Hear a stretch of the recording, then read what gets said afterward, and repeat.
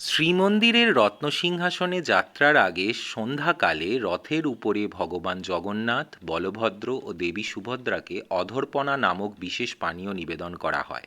অধর বা ঠোঁট অবধি স্পর্শ করে বলে এই পানাভোগের নাম অধর্পণা।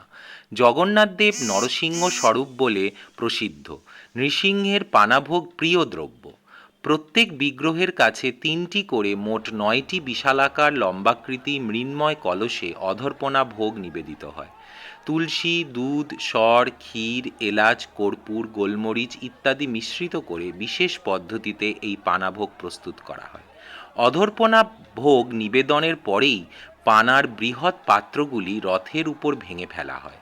সেই পানাপ্রসাদ রথ থেকে গড়িয়ে মাটিতে পড়ে। বিশ্বাস করা হয় যে দেবগণ, অপদেবতা, ভূতযোনি, প্রেতযোনি, কীট, পতঙ্গ, সরীসৃপ এরা ভূমিতে পতিত ভগবানের এই অধর্পণা ভোগ প্রাপ্ত হন।